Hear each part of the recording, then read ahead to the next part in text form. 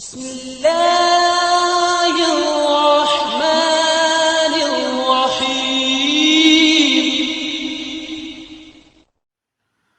اعوذ باللہ من الشیطان الرجیم بسم اللہ الرحمن الرحیم السلام علیکم۔ آج آپ کا میزبان ڈاکٹر کاشف بشیر تفہیم القرآن سیریز کی قسط نمبر 530 کے ساتھ آپ کے سامنے حاضر خدمت ہے، جس میں ہم انشاءاللہ العزیز سورہ الحجرات کی آیت نمبر 1 سے لے کر 3 تک کا ترجمہ اور تفسیر آپ تک پہنچانے کی کوشش کریں گے، اور اس حصے کا موضوع ہے آداب نبوت۔ بسم اللہ الرحمن الرحیم۔ سورہ الحجرات مدنی صورت ہے، 18 آیات ہیں اس میں اور 6 رکوع ہیں۔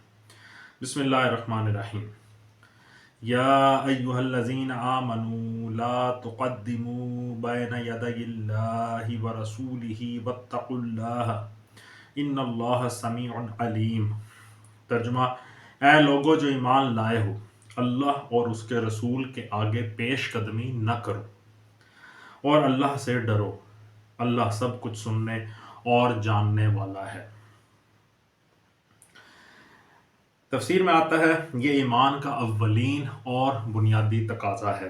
جو شخص اللہ کو اپنا رب اور اللہ کے رسول کو اپنا ہادی اور رہبر مانتا ہو، وہ اگر اپنے اس عقیدے میں سچا ہے تو اس کا یہ رویہ کبھی نہیں ہو سکتا کہ اپنی رائے اور خیال کو اللہ اور رسول کے فیصلے پر مقدم رکھے یا معاملات میں آزادانہ رائے قائم کرے اور ان کے فیصلے بطور خود کر ڈالے، بغیر اس کے کہ اسے یہ معلوم کرنے کی فکر ہو کہ اللہ اور اس کے رسول صلی اللہ علیہ وآلہ وسلم نے ان معاملات میں کوئی ہدایت دی ہے یا نہیں، اور دی ہے تو وہ کیا ہے۔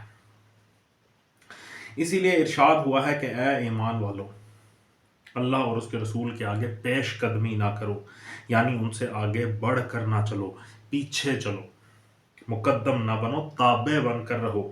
یہ ارشاد اپنے حکم میں سورہ احزاب کی آیت نمبر 36 سے ایک قدم آگے ہے۔ وہاں فرمایا گیا تھا کہ جس معاملے کا فیصلہ اللہ اور اس کے رسول نے کر دیا ہو، اس کے بارے میں کسی مومن کو خود کوئی الگ فیصلہ کرنے کا اختیار باقی نہیں رہتا۔ اور یہاں فرمایا گیا ہے کہ اہل ایمان کو اپنے معاملات میں پیش قدمی کر کے بطور خود فیصلے نہیں کر لینے چاہیے، بلکہ پہلے یہ دیکھنا چاہیے کہ اللہ کی کتاب اور اس کے رسول کی سنت میں ان کے متعلق کیا ہدایات ملتی ہیں۔ یہ حکم مسلمانوں کے محض انفرادی معاملات تک ہی محدود نہیں ہے، بلکہ ان کے جملہ اجتماعی معاملات پر بھی اس کا اطلاق ہوتا ہے۔ در حقیقت یہ اسلامی آئین کی بنیادی دفعہ ہے، جس کی پابندی سے نہ مسلمانوں کی حکومت آزاد ہو سکتی ہے، نہ ان کی عدالت اور نہ ہی پارلیمنٹ۔ مسند احمد، ابو داؤد، ترمذی اور ابن ماجہ میں یہ روایت صحیح سندوں کے ساتھ منقول ہوئی ہے کہ نبی پاک صلی اللہ علیہ وآلہ وسلم جب حضرت معاذ بن جبل کو یمن کا حاکم عدالت بنا کر بھیج رہے تھے تو آپ نے ان سے پوچھا کہ تم کس چیز کے مطابق فیصلے کرو گے؟ انہوں نے عرض کیا کتاب اللہ کے مطابق۔ آپ صلی اللہ علیہ وآلہ وسلم نے پوچھا اگر کتاب اللہ میں کسی معاملے کا حکم نہ ملے تو کس چیز کی طرف رجوع کرو گے؟ انہوں نے کہا سنت رسول اللہ صلی اللہ علیہ وآلہ وسلم کی طرف۔ آپ نے فرمایا اگر اس میں بھی کچھ نہ ملے؟ انہوں نے عرض کیا پھر میں خود اجتہاد کروں گا۔ اس پر حضور صلی اللہ علیہ وآلہ وسلم نے ان کے سینے پر ہاتھ رکھ کر فرمایا شکر ہے اس خدا کا جس نے اپنے رسول کے نمائندے کو وہ طریقہ اختیار کرنے کی توفیق بخشی جو اس کے رسول کو پسند ہے۔ یہ اپنے اجتہاد پر کتاب اللہ اور سنت رسول صلی اللہ علیہ وآلہ وسلم کو مقدم رکھنا اور ہدایت حاصل کرنے کے لیے سب سے پہلے ان کی طرف رجوع کرنا ہی وہ چیز ہے جو ایک مسلمان جج اور ایک غیر مسلم جج کے درمیان وجہ امتیاز ہے۔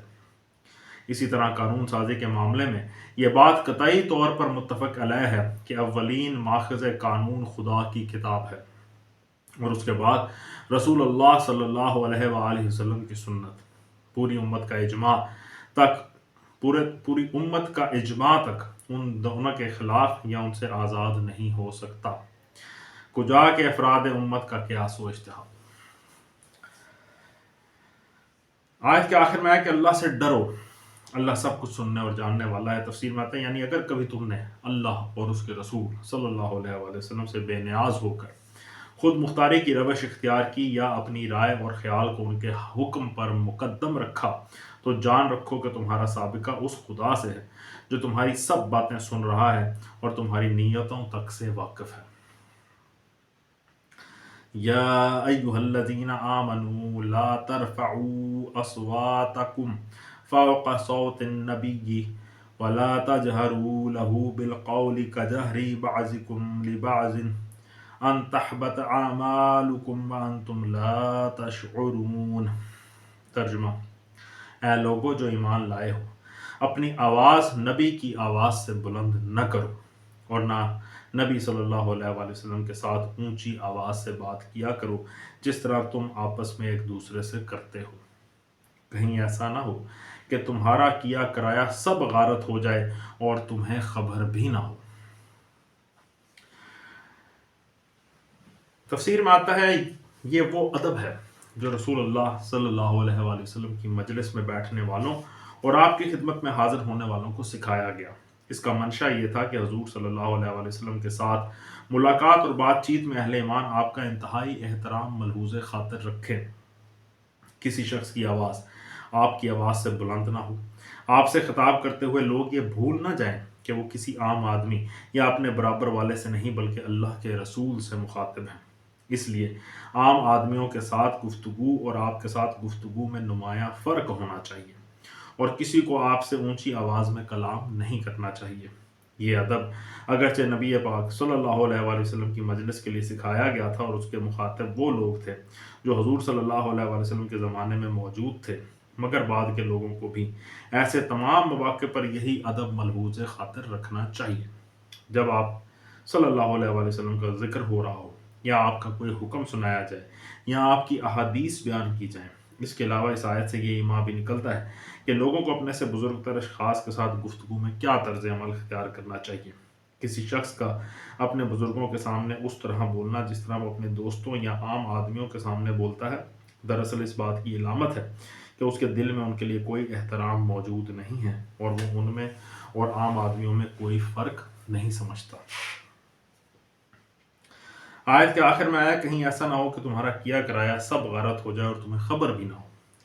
تفسیر میں آتا ہے اس ارشاد سے معلوم ہوتا ہے کہ دین میں ذات رسول صلی اللہ علیہ وآلہ وسلم کی عظمت کا کیا مقام ہے۔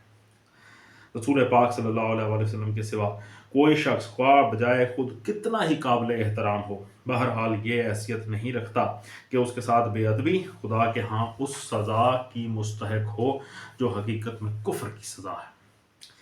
وہ زیادہ سے زیادہ ایک بدتمیزی ہے، خلاف تہذیب حرکت ہے، مگر رسول اللہ صلی اللہ علیہ وآلہ وسلم کے احترام میں ذرا سی کمی بھی اتنا بڑا گناہ ہے کہ اس سے آدمی کی عمر بھر کی کمائی غارت ہو سکتی ہے، اس لیے کہ آپ کا احترام دراصل اس خدا کا احترام ہے جس نے آپ کو اپنا رسول بنا کر بھیجا ہے، اور آپ کے احترام میں کمی کے معنی خدا کے احترام میں کمی کے ہیں۔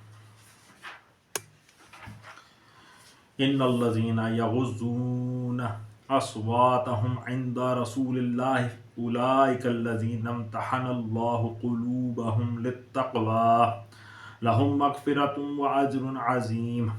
ترجمہ: جو لوگ رسول خدا صلی اللہ علیہ وآلہ وسلم کے حضور بات کرتے ہوئے اپنی آواز پست رکھتے ہیں، وہ در حقیقت وہی لوگ ہیں جن کے دلوں کو اللہ نے تقوی کے لیے جانچ لیا ہے، ان کے لیے مغفرت اور اجر عظیم ہے۔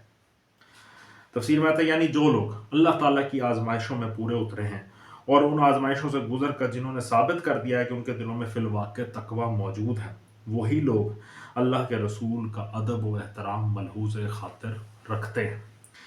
اس ارشاد سے خود بخود یہ بات نکلتی ہے کہ جو دل رسول صلی اللہ علیہ وآلہ وسلم کے احترام سے خالی ہوگا وہ در حقیقت تقوی سے خالی ہے، اور رسول کے مقابلے میں کسی کی آواز کا بلند ہونا محض ایک ظاہری بد تہذیبی نہیں ہے بلکہ باطن میں تقوی نہ ہونے کی علامت ہے۔ صدق اللہ العلی العظیم۔ الحمدللہ آج ہم نے سورہ الحجرات کی آیت نمبر 3 تک کا ترجمہ اور تفسیر آپ تک پہنچانے کی کوشش کی ہے۔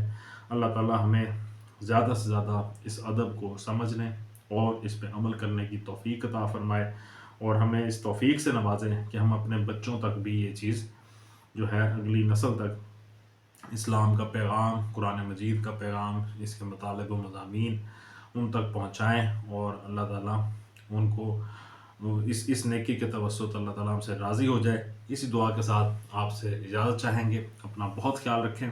آپ لوگوں کا بہت بہت شکریہ۔ اللہ حافظ۔